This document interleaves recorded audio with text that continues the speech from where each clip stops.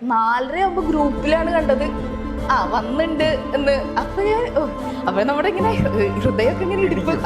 കാരണം ഇങ്ങനെയുള്ള ഒരു ഹോപ്പാണിത്. 3 പേജുള്ളൂ, 181 പേര്. ഇങ്ങനെ നോക്കി വന്നപ്പോ പേര് കാണാനില്ല. അപ്പൊ 56 മാർക്കും കൂടി വെച്ചിട്ടാ നോക്കണേ. പിന്നെ ഞാൻ മോളിന്ന് നോക്കിയോടെ അപ്പൊ കിടക്കുന്ന 4ാമത്തെ റാങ്ക്. അപ്പൊ ഞാൻ ഒന്ന് രണ്ട് വട്ടം ഇങ്ങനെ പ്രോസസ് ചെയ്തു. അത് ഞാൻ അച്ഛൻ്റെ അടുത്ത് ചെന്നപ്പോ അച്ഛൻ്റെ കണ്ണുന്നൊക്കെ ഇങ്ങനെ വെള്ളം വരുന്നു.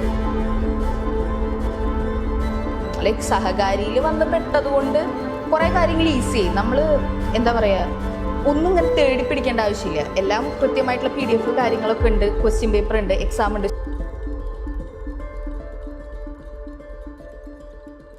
ICD സൂപ്പർവൈസർ ലേഡി വാരിയേഴ്സിനെ ഓരോരുത്തരായിട്ട് നമ്മൾ പരിചയപ്പെടുകയാണ്. വളരെ സ്പെഷ്യൽ ആയിട്ടുള്ള ഒരു വ്യക്തിയാണ് നമ്മളിന്ന് പരിചയപ്പെടുന്നത്. അഡ്വൈസിന്റെ മധുരം എത്തിയിട്ട് 2 ദിവസം ആയതുള്ളൂ അല്ലേ? അഡ്വൈസ് കൈ കിട്ടിയിട്ടില്ല, അഡ്വൈസ് വന്നിട്ടുണ്ട്. 4ാമത്തെ റാങ്ക് ഹോൾഡർ.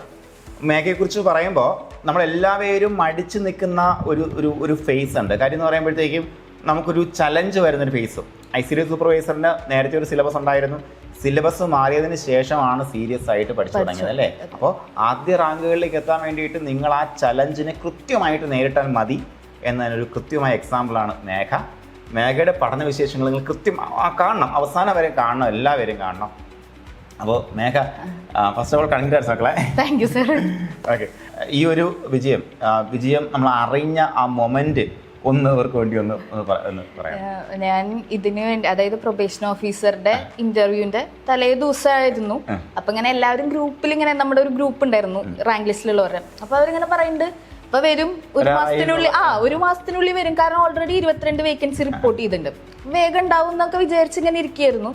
അപ്പോൾ പോയപ്പോ ആകെ ഒരു നെഗറ്റീവ്, അതായത് പ്രൊബേഷന്റെ ഇന്റർവ്യൂവിന്റെ ഒരു ടെൻഷൻ ഉണ്ട്, ഒരു നെഗറ്റീവ് മൈൻഡ് സെറ്റിൽ ഇരിക്കണ്ടായിരുന്നേ. അപ്പൊ ഇങ്ങനെ അതിലിങ്ങനെ പ്രിപ്പയർ ചെയ്തോണ്ടിരിക്കുമ്പോ അപ്പോഴാണ് സെക്രട്ടേറിയറ്റിന്റെ ഫൈനൽ വന്നത്. അപ്പൊ അതും എനിക്ക് നെഗറ്റീവായി, അതും പോയി എന്നുള്ളൊരു അവസ്ഥയിലെത്തി. കാരണം 7 ഡിലീഷൻ വന്നപ്പോ നമുക്ക് പോസിറ്റീവായിട്ടൊന്നുമില്ല. അങ്ങനെ ഇരിക്കുമ്പോഴാണ് ഇനി ഒന്നും ആകെ ഒരു മൈൻഡ് ഔട്ട് ആയിരിക്കുമ്പോ സമയത്താണ് ഇങ്ങനെ ഗ്രൂപ്പ് എടുത്ത് നോക്കിയപ്പോ ആ ഒരു, അതായത് നമുക്ക് ഇന്റർവ്യൂല് ഇങ്ങനെ റാങ്ക് ലിസ്റ്റ്. അപ്പൊ 2 ദിവസം ഇങ്ങനെ ഞാൻ അങ്ങനെ ഫില്ല് ചെയ്തപ്പോഴും അത് മാത്രം ഒഴിച്ചു വിട്ടു. അപ്പൊ അച്ഛൻ ചോദിച്ചു ഇതെന്താ ഫില്ല് ചെയ്യാത്ത ചോദിച്ചപ്പോ പറഞ്ഞു, അല്ല ഇനിയിപ്പോ 4 മണി വരെ സമയമുണ്ടല്ലോ, 5 മണി വരെ പിറ്റേ ദിവസം സമയമുണ്ട്, രാവിലത്തെ ബാച്ചാ ഞാൻ. അപ്പൊ അതിനുള്ളിൽ വന്നില്ലെങ്കിൽ ഓക്കെ നമുക്ക് ഫില്ല് ചെയ്ത് വിടാന്ന് വിചാരിച്ചു. അപ്പൊ എന്നിട്ട് ഞാൻ ഗ്രൂപ്പ് എടുത്തിട്ട് നോക്കുമ്പോ ഒരു 4:30ക്കാണ് റാങ്ക് ലിസ്റ്റ്. അപ്പൊ ഞാൻ സൈറ്റിൽ, അതുവരെ ഉച്ചയ്ക്ക് ഞാൻ ട്രെയിനിലൊക്കെ പോകുമ്പോ സൈറ്റിൽ നോക്കി, അപ്പൊ ഒന്നുമില്ല. അപ്പൊ ഞാൻ വിചാരിച്ചു ഇനി വരണ്ടാവില്ല. 4:30 ഗ്രൂപ്പിലാണ് കണ്ടത് വന്നിണ്ട് എന്ന്. അപ്പൊ നമ്മുടെ ഇങ്ങനെ ഹൃദയമൊക്കെ ഇങ്ങനെ ഇടിപ്പ്. അറിയില്ലല്ലോ നമ്മള്. അതിന് ഒരാഴ്ച മുന്നേ എനിക്ക് ഉറക്കണ്ടായിരുന്നില്ല. റിസൾട്ട് ഇപ്പൊ ഉണ്ടാവും എന്ന് വെച്ചിട്ട് ഭയങ്കര ടെൻഷനായിരുന്നു. കാരണം ഇങ്ങനെയുള്ള ഒരു ഹോപ്പാണിത്. അപ്പൊ എന്നിട്ട് എടുത്ത് ഡൗൺലോഡ് ചെയ്ത് ഇങ്ങനെ അടിയിന്ന് ഇങ്ങനെ 3 പേജുള്ളൂ, 181 പേര്. ഇങ്ങനെ നോക്കി വന്നപ്പോ പേര് കാണാനില്ല. അപ്പൊ 56 മാർക്കും കൂടി വെച്ചിട്ടാ നോക്കണേ. മാർക്കും കൂടി വെച്ച് 56ന്റെ അവിടെ എത്തിയപ്പോ പിന്നെ ഞാൻ മോളിന്ന് നോക്കിയോടെ അപ്പൊ കിടക്കുന്ന 4ാമത്തെ റാങ്ക്. അപ്പൊ ഞാൻ ഒന്ന് രണ്ട് വട്ടം ഇങ്ങനെ പ്രോസസ് ചെയ്തു. അത് ഞാൻ അച്ഛൻ്റെ അടുത്ത് ചെന്നപ്പോ അച്ഛൻ്റെ കണ്ണുന്നൊക്കെ ഇങ്ങനെ വെള്ളം വരുന്നു. അച്ഛൻ ഉറങ്ങായിരുന്നു. അപ്പൊ എന്നിട്ട് മേഘ CM തന്നെയല്ലേ, നിന്റെ പേര് തന്നെയല്ലേ എന്നൊന്ന് കൺഫേം ചെയ്തു. അപ്പൊ അതെ വേറെ എന്നിട്ട് ഞാൻ 2 വട്ടം അടിച്ചു നോക്കി, വേറെ മേഘയുണ്ടോ, അപ്പൊ ഡേറ്റ് ഓഫ് ബർത്ത് സെയിം ആണോ, ഇനി അത് ഇത് ഒക്കെ നോക്കി. അപ്പൊ നോക്കുമ്പോ മാർക്ക് ഞാൻ കാൽക്കുലേറ്റ് ചെയ്ത് തന്നെയായിരുന്നു. അപ്പൊ ഒരു എന്താ നമുക്കിങ്ങനെ പ്രോസസ് അപ്പൊന്നും ഞാൻ പ്രോസസ് ചെയ്തിട്ടില്ല. അത് കഴിഞ്ഞ് ഒരു 10 ദിവസമൊക്കെ കഴിഞ്ഞ ആ ഒരു സന്തോഷം. മറ്റേന്ന് ഭയങ്കര ടഫായിരുന്നു എക്സാം. മുന്നത്തേനൊക്കെ വെച്ച് നോക്കുമ്പോ എക്സാം ടഫായിരുന്നല്ലോ. എക്സാമിലേക്ക് വരാം. അതിനു മുന്നേ നമുക്ക് വിഷ്വലൈസേഷനെ കുറിച്ച് ഒന്ന് അവരുടെ അടുത്ത് പറയാം. കാര്യം നമ്മൾ എപ്പോഴും വെബിനാർ സെഷനിലൊക്കെ നിങ്ങളടുത്ത് പറയുന്ന കാര്യമാണ്, നിങ്ങൾ കൃത്യമായിട്ട് നിങ്ങൾ ഇരിക്കേണ്ട പൊസിഷൻ വിഷ്വലൈസ് ചെയ്യുക എന്നുള്ളത്. അത് സൈക്കോളജിയിൽ, നിങ്ങൾ സൈക്കോളജി പഠിച്ച ആൾക്കാരുണ്ടോ അല്ലാത്ത ആൾക്കാരുണ്ടോ, സൈക്കോളജി പഠിച്ച ആൾക്കാർ കൃത്യമായിട്ട് അറിയാൻ പറ്റും. നമ്മുടെ സബ് കോൺഷ്യസ് മൈൻഡ് വിശ്വസിക്കണം. നമ്മൾ എന്തായി തീരാൻ പോകുന്നൊരു വിശ്വാസം നമ്മുടെ ഉള്ളിൽ ഉണ്ടായിക്കഴിഞ്ഞാൽ നമ്മുടെ ബാക്കിയുള്ള ആക്ഷൻസ് അതിനനുസരിച്ച് രൂപപ്പെടുന്നുള്ളതാണ്. അപ്പൊ അങ്ങനെ ഉള്ളൊരു ടെക്നിക്ക് മോൾ ഉപയോഗിച്ചിട്ടുണ്ടല്ലോ, എന്താണ് അത്? ഞാൻ ഉപയോഗിച്ചതിനേക്കാൾ കൂടുതൽ സാറ് ഈ പറഞ്ഞോണം 1 മന്ത് മുന്നേ ഒരു വെബിനാർ വെച്ചിരുന്നു. നമ്മള് അതായത് 3 മാസത്തെ കോഴ്സായിരുന്നു. 2 മാസം കഴിയുമ്പോഴേക്കും നമ്മുടെ ആദ്യത്തെ ആവേശമൊക്കെ കഴിഞ്ഞ് നമ്മളിനി കുറെ ഇനി ഉണ്ട് അപ്പോഴാണ് സാറിന്റെ വെബിനാർ. അത് മാത്രം ഞാൻ ലൈവ് കാണും.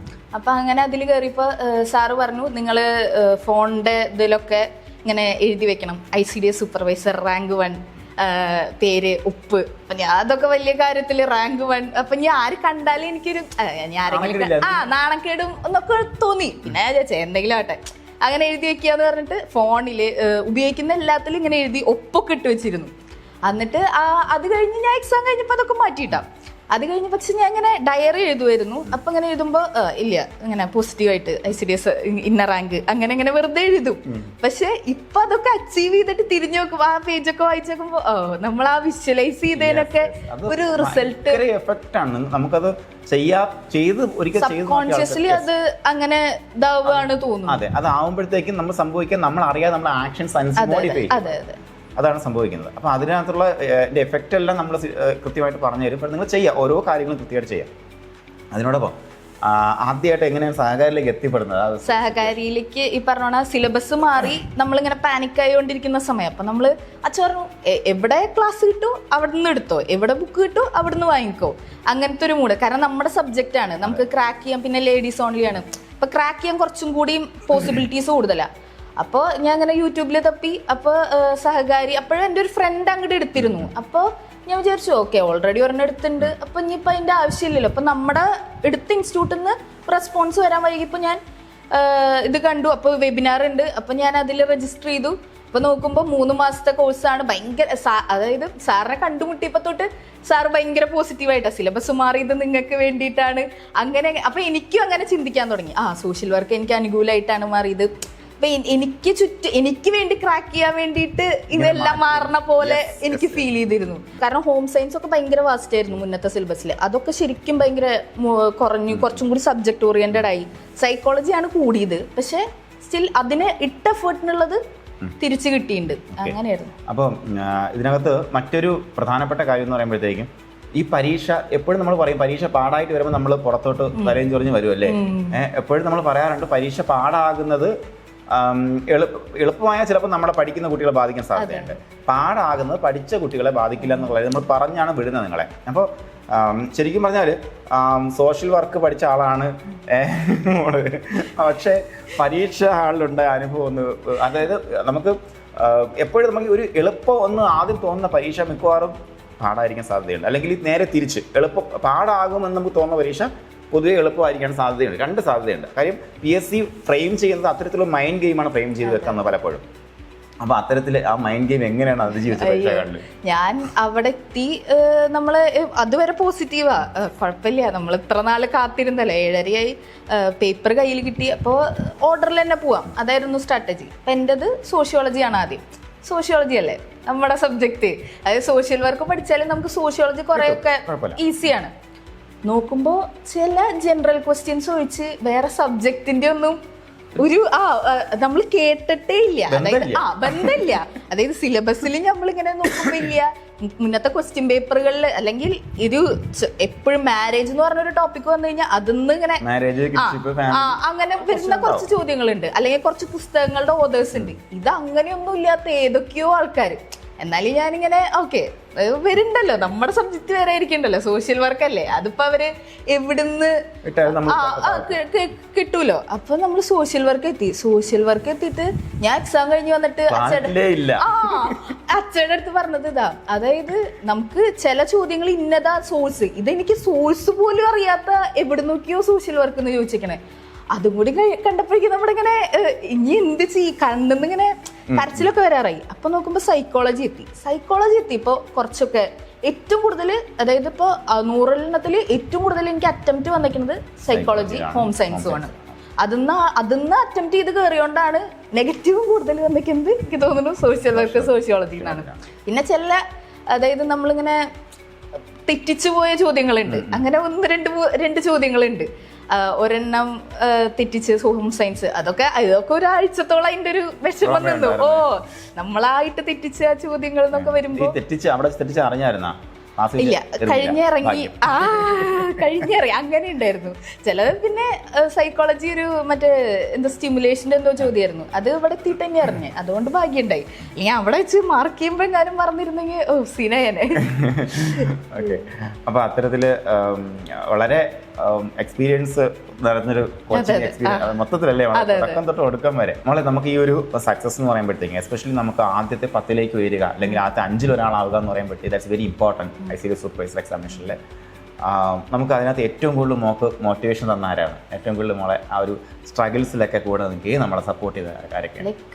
അച്ഛൻ, അമ്മ, അനിയത്തി. കാരണം ഏറ്റവും മോശം ഫേസ് കണ്ടിട്ടുള്ളത് അവരാണ്. കാരണം നമ്മൾ PG കഴിഞ്ഞിട്ട് ജോലിക്ക് പോണ്ട, നീ എക്സാംസിന് പഠിച്ചോ എന്ന് പറഞ്ഞ് സപ്പോർട്ട് ചെയ്തൊരു ഫേസ് ഉണ്ട്. അത് നമ്മുടെ ചുറ്റുമുള്ളവരൊക്കെ നമ്മുടെ അടുത്ത് പറഞ്ഞിട്ടുണ്ട്, PSCക്ക് ഇരുന്നിട്ട് എന്താ കാര്യം. അതായത് ഇത്രയും 2 വർഷം ആയി, 2ാമത്തെ വർഷമാണ് എനിക്ക് ICDS സൂപ്പർവൈസറിന്റെ എക്സാം വരുന്നത്. അപ്പം അത് കഴിഞ്ഞിരിക്കുമ്പോഴും ഇതിനൊരു റിസൾട്ട് ഉണ്ടാവണ്ടേ എന്നുള്ളൊരു ക്വസ്റ്റ്യൻ ഉണ്ട്.